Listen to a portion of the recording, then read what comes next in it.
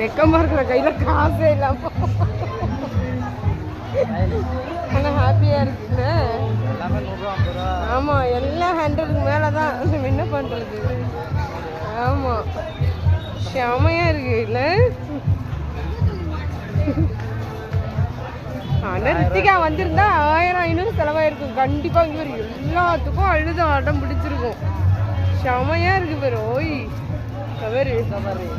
ஓ ஓ செமையாக இருக்கு. இங்கே பேரு இங்கே வா. ஈஃபில் டவர் தானே இது?